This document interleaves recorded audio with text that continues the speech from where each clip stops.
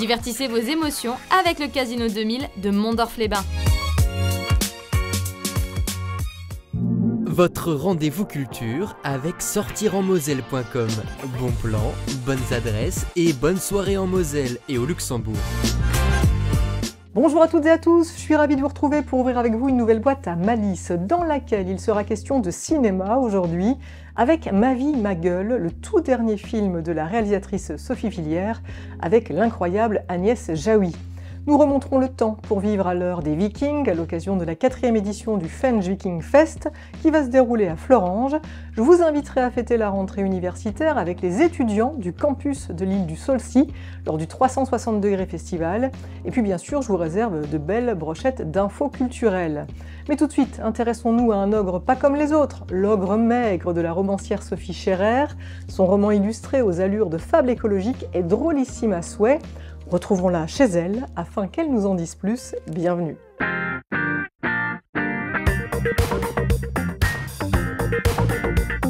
What is a bus? What is a watermarlis? What is a bus? What is a watermarlis?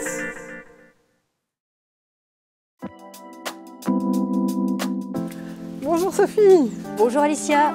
On s'installe ? Allez.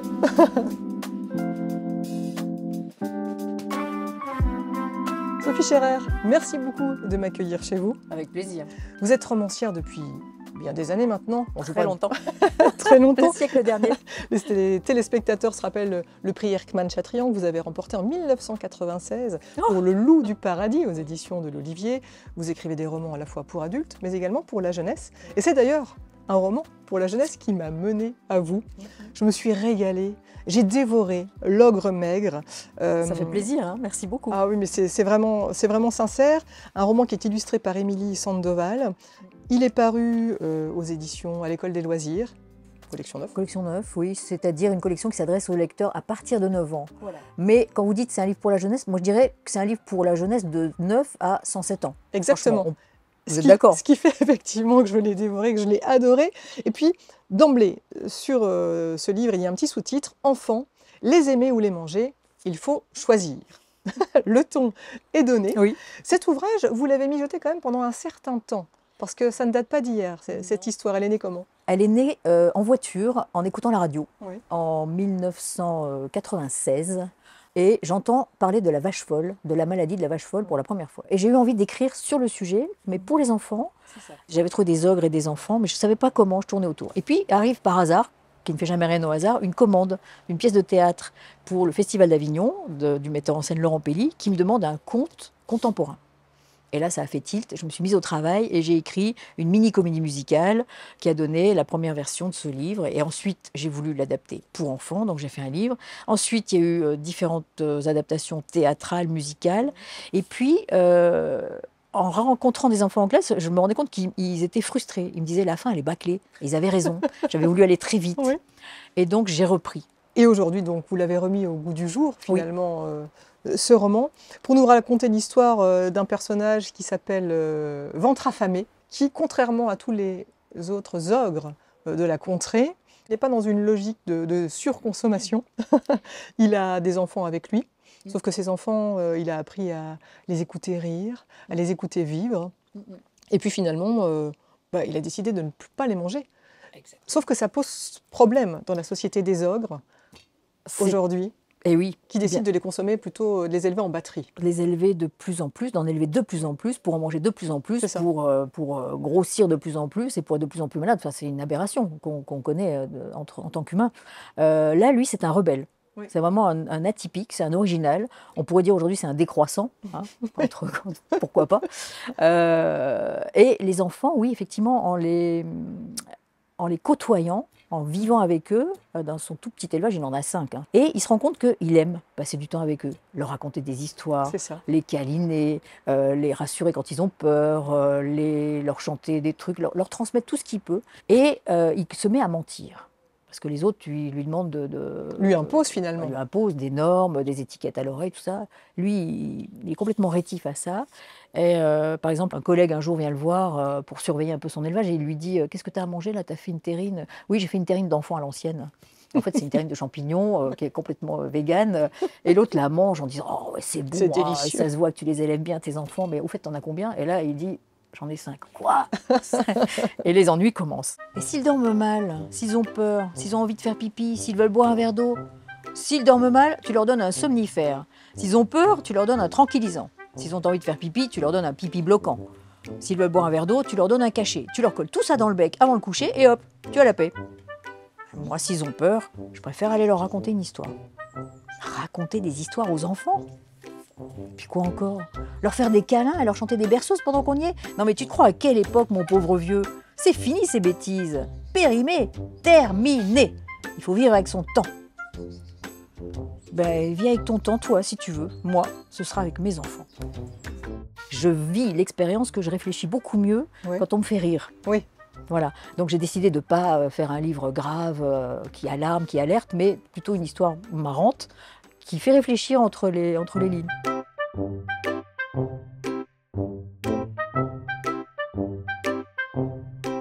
J'avais pensé à la formule, vous savez, de la pub manger, bouger. Oui. Alors vous avez de la pub pour des tas de trucs qui sont pas sains du tout, et puis après en dessous on vous met manger, bouger, et puis comme C'est ça ça. vous pourrez bouffer n'importe quoi, ce qui est un mensonge, mais bon, ça c'est la pub. Hein.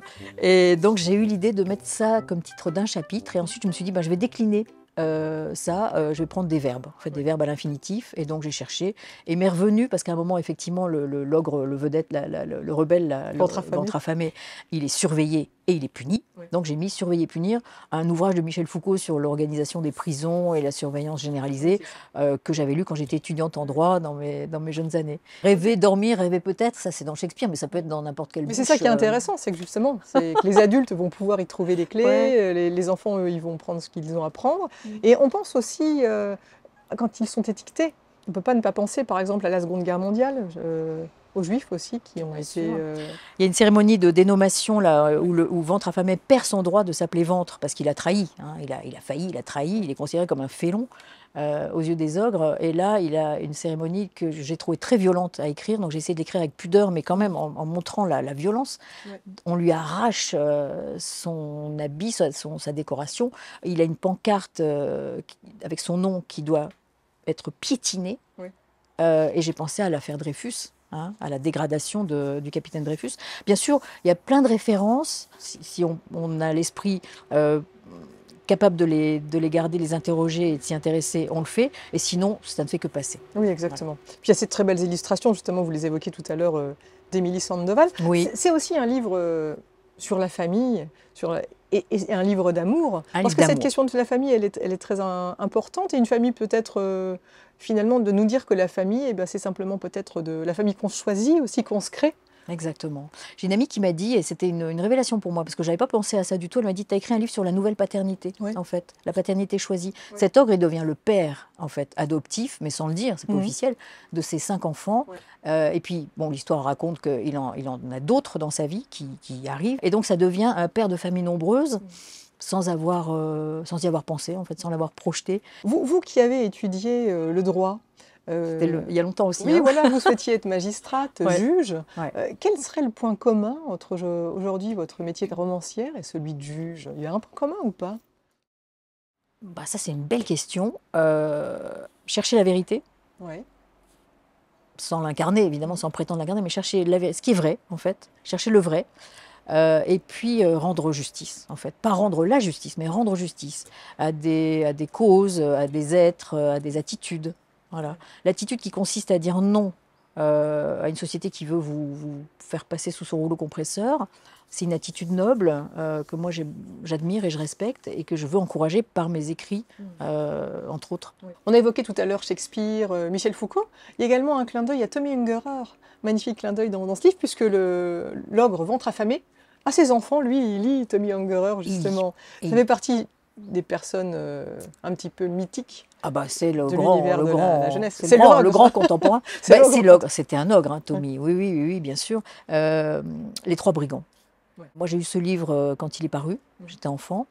Quand ma fille est née, bien sûr, un des premiers livres que je lui ai raconté, c'était Les Trois Brigands. Et maintenant, je raconte à mes petits-fils. Et tout le monde est fan. Les Trois Brigands, c'est une histoire absolument géniale. Donc là, l'ogre lit ça. Et d'ailleurs, c'est l'occasion peut-être pour moi de dire aux parents qui nous écoutent, mais n'hésitez pas à lire ce livre qui n'est pas que pour enfants, mais quand même, il est étiqueté officiellement pour enfants à partir de 9 ans.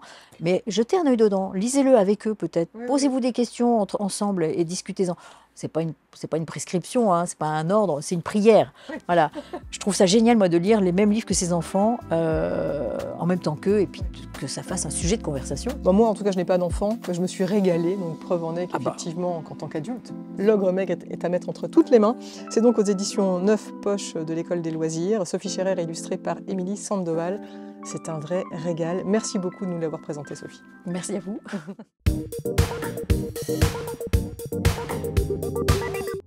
Dans notre boîte à idées, cette semaine, on retrouve une invitation à faire la fête à l'occasion des 10 ans, non pas de la boîte à malice, mais de la boîte à musique à Metz, la BAM, qui s'est fait une place dans le quartier de Metz-Borny pour nous offrir des concerts de musiques actuelles de qualité. Et 10 ans, ça se fête, non pas une, mais 3 fois, puisque 3 grands temps forts vous sont proposés. Le premier sera pop, jeudi 26 septembre, avec entre autres une création des artistes messins de la scène pop, Cascadeur, Miracetti, Josie Bazar, Romain Muller, à laquelle s'ajoute la venue de l'artiste électro Fatima Yahama, ou encore la très pop et remarquée Yoa. Elle boit du matcha avec ses copines. Elle pense aux garçons qui lui font du mal. Mélange le yoga et les aspirines. Elle vit sa vie comme si c'était un drame. Les amateurs de rap auront ensuite leur soirée, vendredi 27 septembre, avec entre autres Favé ou Le JO. Enfin, la soirée de samedi sera plus ambiante, avec la réunion d'artistes messins de la scène électro, dont Chapelier Fou. Une soirée qui sera également marquée par la présence de 2 têtes d'affiche, Vladimir Cauchemar ou encore Lake.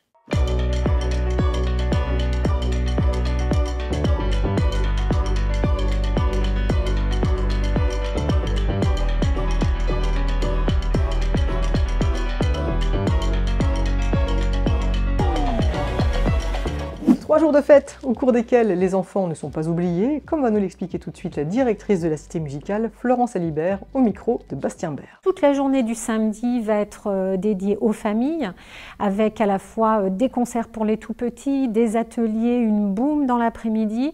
Donc une journée gratuite où on va faire la fête, où il y aura aussi un gâteau, la possibilité pour les enfants de se faire maquiller, de faire de la sérigraphie, enfin voilà, énormément d'activités. Ne vous reste plus qu'à prendre vos billets pour faire la fête jeudi 26, vendredi 27 et samedi 28 septembre à la BAM à Metz. Et notez que nous reviendrons sur cet anniversaire dans une boîte à malice spéciale. Et puisque nous sommes à Metz, restons-y pour y fêter la rentrée cette fois, celle des étudiants du campus du Saulcy, qui ont leur 360 degrés festival. Un événement musical, culturel et convivial, ouvert à toutes et à tous. Découvrons le programme avec Olivier Lallemand. Une dizaine d'associations étudiantes et on va avoir également en plus des têtes d'affiche cette année avec Elisa do Brésil, Yoshidi Original, CPO Box. Et le but c'est de mettre des anciens artistes, des artistes qui ont 20-30 ans d'expérience avec des jeunes. Et voilà, le but c'est d'échanger, transmission de savoir également, tout ça. Et le but c'est aussi de mettre en avant tous ces projets, les initiatives étudiantes auprès du public messin qui leur permet un peu de voir toute la qualité des projets étudiants. Je suis pas de la génération du rap de chicha. Moi je suis celle des films qui commençaient par tcha. Je suis un peu à l'ancienne, l'air de rien. Mais comme le air de rien, je veux la première place vu qu'elle me revient.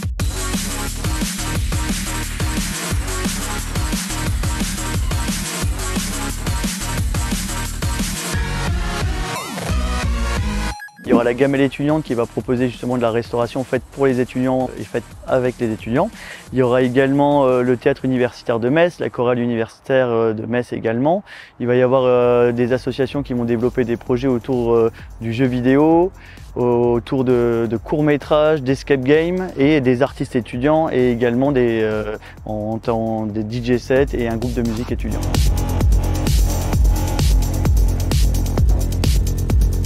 Et à côté de ça, on développe aussi d'autres projets avec d'autres associations messines, donc notamment les CPN Coquelicot qui vont venir avec nos mascottes. Il y aura 2 ânes qui vont proposer justement des visites pour découvrir la biodiversité de l'île. Il y aura également les patins slide avec la roller disco, les gratis qui vont arriver avec pas mal de projets autour du DJ set, scratch, tout ça. Le but c'est voilà, mixer un peu tout ce qui se passe un peu sur la ville, ceux qui ont envie de prendre part à ce projet, d'accompagner aussi des étudiants. Voilà, c'est ça qui est intéressant, c'est qu'on a des assos d'étudiants, des associations de Metz, festival 100% gratuit et ça va se passer donc sur l'île du Solcy. On va avoir également le mini-golf qui sera à disposition. Il y aura sur le parking où il y aura la roller disco, il y aura le théâtre Bernard-Marie Coltès où on aura tous les projets aussi en intérieur avec le théâtre, le cinéma et également les jeux vidéo. Il y aura également un simulateur de parapente. On a la chance d'être sur un espace assez vert et donc il faut profiter, on croise les doigts pour le temps et normalement ça devrait être un beau moment.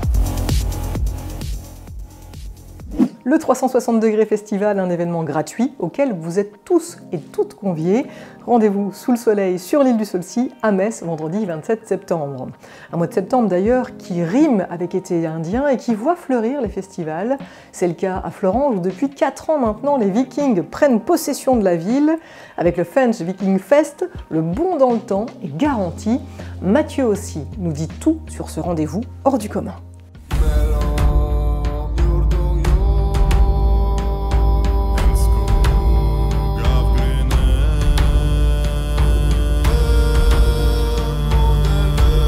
À la base, c'est un festival de musique, d'accord ? C'est pas une fête médiévale comme on peut en rencontrer habituellement, c'est plutôt un festival dédié aux Vikings. Donc on va avoir de la musique, qui s'inspire de ce qu'aurait pu être la musique viking de l'époque avec des instruments traditionnels. On va avoir des groupes de rock, des groupes de métal, on va avoir des groupes qui mélangent ces instruments avec le rock. On va avoir des expositions, on va avoir des conférences avec des docteurs qui vont expliquer le vieux norrois, la langue des Vikings, qui vont expliquer les divinités, qui vont expliquer ce qu'on croit savoir ou ce qu'on sait. Il va y avoir des jeux pour les enfants, il va y avoir des batailles entre enfants et parents. Il y a des tatoueurs, il y a des illustrateurs, il y a des jeux de société. Enfin, vraiment, c'est vraiment très complet pour satisfaire la curiosité des plus petits et des plus anciens. Il y a un truc qui est intéressant avec le Fench Viking Fest, c'est qu'on arrive à avoir des groupes de tous les horizons géographiques. On a un groupe sibérien, Nitland, qui était déjà venu il y a 2 ans, qui va présenter un travail sur les chamans de la Sibérie et c'est impressionnant, c'est une femme avec un chant guttural, c'est une technique vraiment bien maîtrisée.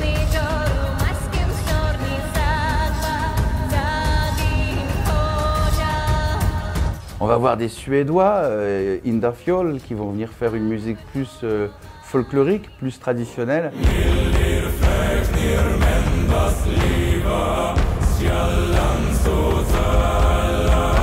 On aura des groupes français aussi, on a des groupes roumains, on a des groupes anglais, allemands.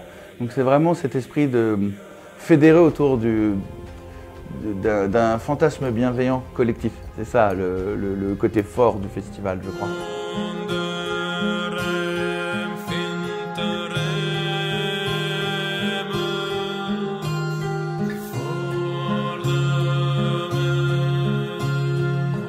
Cette année, au Fench Viking Fest, on va avoir plus de 90 artisans. Ils sont triés sur le volet. On favorise l'artisanat d'art fantasy. On privilégie complètement l'artisanat historique.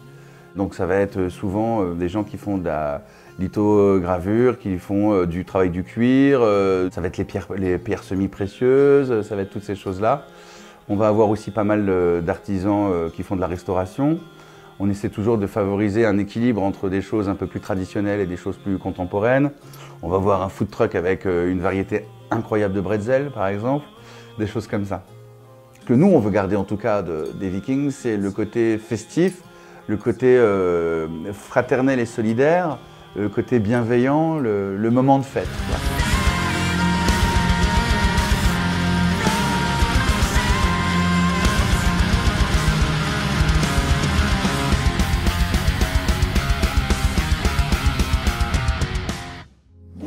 Les Vikings vous donnent rendez-vous samedi 28 septembre à Florange. L'entrée sur le site est seulement de 1 €, mais sachez qu'un pass VIP de 27 € peut vous permettre d'accéder à des shows privés, des after-parties, un bar à cocktails et plus encore. Intéressons-nous maintenant à l'actualité cinématographique, puisque vous le savez, le roman de Nicolas Mathieu, Leurs enfants après eux, prix Goncourt 2018, a été adapté au cinéma par les frères Boukerma. À l'affiche de ce film, qui a notamment été tourné dans la vallée de la Fensch et dans les Vosges, Saïdi El Alami, Angelina Laborette, Louis Mémy, Gilles Lelouch, Ludivine Sagnier et, je le garde pour la fin, l'incroyable Paul Kircher, que l'on avait déjà pu apprécier dans le magnifique Règne animal de Thomas Caillet.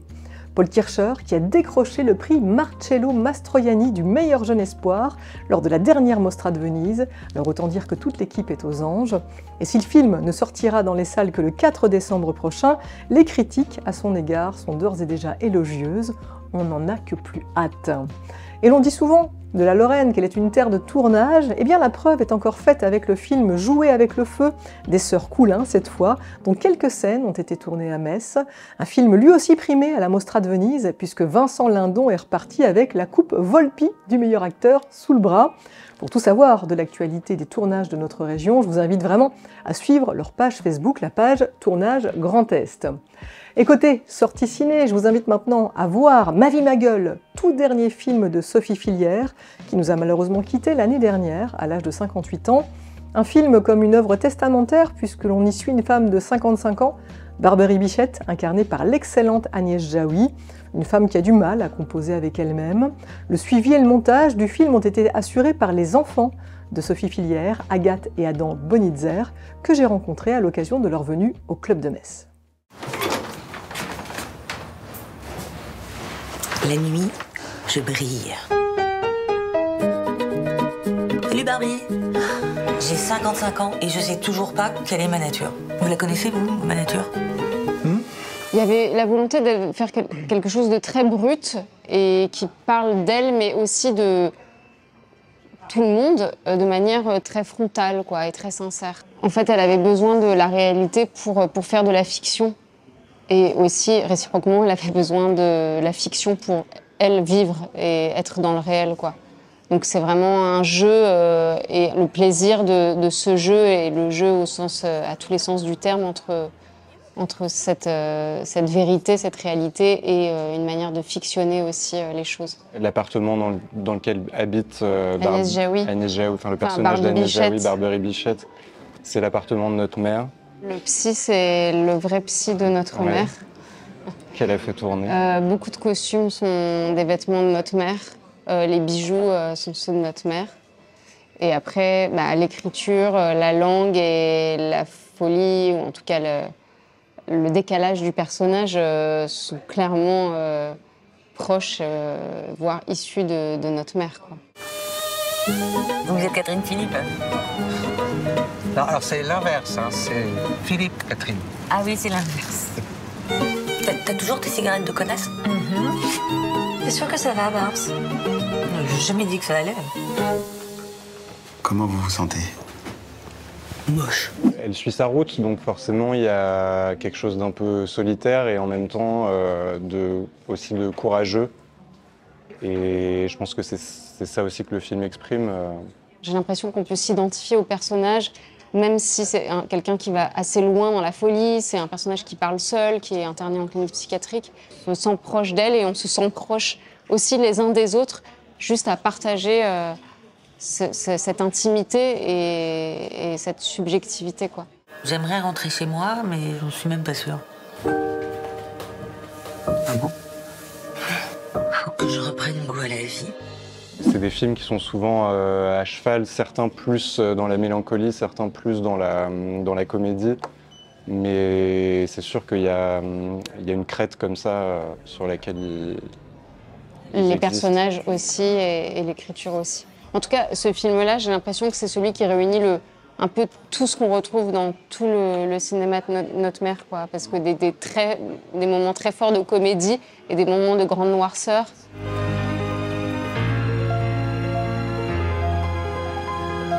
Fais comme moi. Va de l'avant. Faut aller de l'avant. Le très beau Ma vie, ma gueule est à voir au Club de Metz et dans toutes les bonnes salles de cinéma. Et l'heure est déjà venue de refermer la boîte à malice en musique avec l'auteur, compositeur et interprète Cordier, de retour avec un tout nouvel album, Digue 385, un album de chansons pop dans lequel il nous emmène porte des Allemands, mais aussi à la campagne pour un été, comme vous allez le voir ici. Allez, bye bye. L'été à la campagne, loin de la ville, on n'avait pas la mer. Largué dans la cambrousse, au milieu de la brousse, coulait une rivière. On partait tout l'été en vacances, nord-est de la France. Et l'on n'avait jamais d'insuffisance, on était en instance. On roulait à mobilette, en équipé sauvage. On n'avait pas internet, on allait de village en village. Par routes et sentiers, on pouvait tisser large nos toiles d'amitié et d'amour sans péage. Divertissez vos émotions avec le Casino 2000 de Mondorf-les-Bains. Votre rendez-vous culture avec sortirenmoselle.com. Bon plan, bonnes adresses et bonne soirée en Moselle et au Luxembourg.